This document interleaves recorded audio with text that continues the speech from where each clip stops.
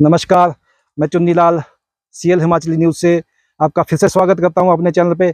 आज मैं मिलवाने जा रहा हूं एक ऐसे होनहार युवा से जो अपनी नौकरी के साथ आईटी सेक्टर में जॉब करने के साथ-साथ कृषि कार्य को भी आगे बढ़ा रहे हैं। तो आइए मैं ले चलता हूं आपको शिमला के थड़ी गाँव के उपांशु शर्मा से मिलवाने। तो आइए मिलते हैं उपांशु शर्मा से। नमस्कार, मेरा नाम उपांशु शर्मा, स्थायी निवासी, गाँव थड़ी, डिस्ट्रिक्ट शिमला। क्वालिफिकेशन मैंने एक्चुअली बीटेक की है पेशे से, और मैं भी एक इंजीनियर हूँ, आईटी सेक्टर में जॉब कर रहा हूँ एज अ सॉफ्टवेयर डेवलपर। सबसे पहले तो बात है कि ये प्रेरणा कहाँ से मिली आपको? हाँ जी, बेसिकली मैं किसान फैमिली से ही बिलोंग करता हूँ। मेरे दादाजी को बहुत शौक था पेड़ पौधे लगाने का, उन्होंने ये बगीचा तैयार किया है। और मेरे पिताजी भी खेतीबाड़ी का ही काम करते हैं, और हमारे यहाँ पर वैसे भी ये लैंड खाली पड़ी थी, तो मैंने सोचा कि इसमें क्या करना है, कोई ना कोई प्लांटेशन तो करनी थी। तो हमने इसको चूज़ किया कीवी को, क्योंकि कीवी एक ऐसा प्लांट है इसकी मेडिसिनल वैल्यू भी बहुत ज़्यादा है, और इसमें डिसीज़ भी बहुत कम है। मतलब आप देखोगे कि दूसरे फ्रूट है उसमें बहुत सारी बीमारियां लग जाती है, अलग अलग सीजन में अलग अलग तरह की बीमारी लग जाती है, बहुत सारी पेस्टिसाइड हमारे को यूज़ करने पड़ते हैं। बट कीवी प्लांट एक ऐसा प्लांट है, कोई भी रोग नहीं है, मतलब कोई भी डिसीज़ नहीं है आपकी इसमें लगेगी। कीवी एक्चुअली ये हमारे दादाजी ने आज से 20-25 साल पहले वैसे ट्रायल के लिए, मतलब घर में अपने खाने के लिए भी प्लांट लगा रखे हैं हमने, और वो प्लांट भी बहुत अच्छे हैं, बड़े सक्सेस से हुए हैं। और उससे हमें प्रेरणा मिली कि हमारे एरिया में ये प्लांट सक्सेस भी है। नहीं, देखो आज की डेट में अगर कोई भी काम करना है तो आपको कहीं पर ट्रेनिंग लेने की जरूरत नहीं है, सब कुछ इंटरनेट पे अवेलेबल है। अगर इंटरनेट पे अगर आप कुछ भी सर्च करोगे, आपको सारी चीज़ें उसकी ए से लेकर जेड तक आपको सारी डिटेल आ जाएगी। तो उस पे सर्च करके गूगल पे इंटरनेट के थ्रू सारा कुछ इसके बारे में जानकारी हमने कलेक्ट की है, उस बेस पे हमने ये प्लांटेशन कराई। सबसे मेन इंपॉर्टेंट प्लांटेशन में यही है कि आप कौन सी वैरायटी आप लगाने जा रहे हो, कौन सी वैरायटी सेलेक्ट करते हो। तो यहाँ पर आप देख होंगे, आपने जितने भी प्लांट्स लगाया है इसमें सिर्फ 2 ही वैरायटी है, एलिसन और हेवर्ड। क्योंकि अगर नॉन यूनिवर्सिटी के हिसाब से जो सबसे सक्सेस रेशो जिन प्लांट्स का रहा है, जिस वैरायटी का रहा है, वो हेवर्ड और एलिसन ही है। अगर गड्ढे की बात लो तो गड्ढा इसमें 3x3 का होना चाहिए, ताकि गर्मियों के टाइम भी उसमें नमी काफ़ी रहे, जब भी बारिश होए तो पानी उसमें इकट्ठा रहे, और उसकी जितने भी रूट्स है प्लांट के वो अच्छे से उसमें फैल जाए। ताकि जब रूट अच्छे से फैलेगी तो ऑब्वियसली प्लांट तभी ग्रो करेगा।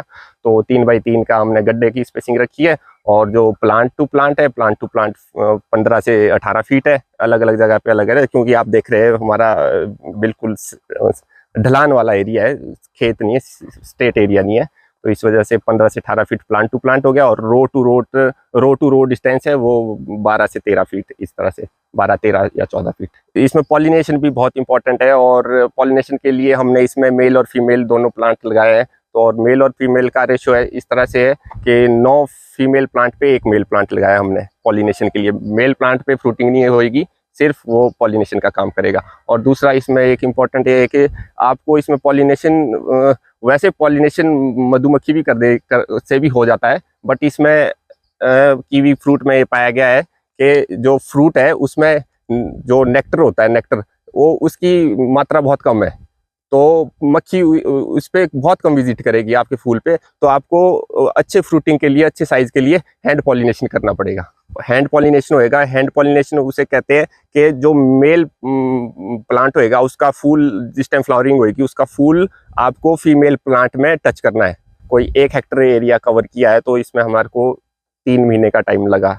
हाँ, इसमें जैसे कि मैंने बताया आपको, हमने लगभग 1 हेक्टेयर का एरिया भी कवर किया है, प्लांटेशन 1 हेक्टेयर पे की है। तो इसमें टोटल इन्वेस्टमेंट आ गई है 15 से 17 लाख के बीच में।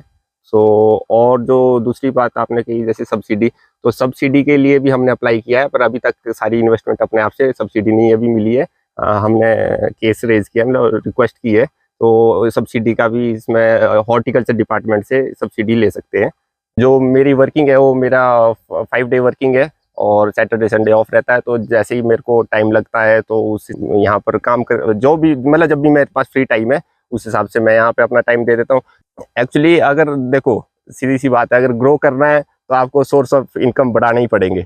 अब जैसे भी करो, आप सिर्फ जॉब के भरोसे नहीं बैठ सकते। वो तो प्राइवेट सेक्टर ऐसा है, आप आज जॉब है कल नहीं है।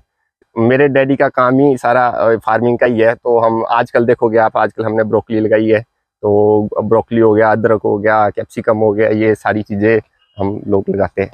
युवा को यही कहना चाहूँगा कि देखो, सोर्स ऑफ इनकम बढ़ाओ, कहीं से भी बढ़ाओ, मतलब सिंगल सोर्स ऑफ इनकम पे डिपेंड मत रहो।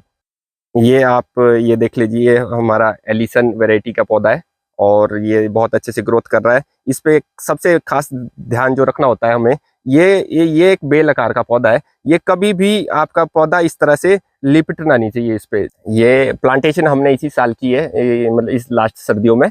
और ये जहाँ से हम जिस नर्सरी से लेके आए वहाँ पर इसका 2 साल का पौधा था। अगर यहाँ देखोगे आप इसमें, तो इसमें ये फर्स्ट ईयर ये जो कलम है, फर्स्ट ईयर यहाँ तक आया, उसके बाद यहाँ पे कटिंग की और नेक्स्ट ईयर ये प्लांट यहाँ से ग्रोथ किया और थर्ड ईयर अब ये इस पे नए कोंपले आ रही है।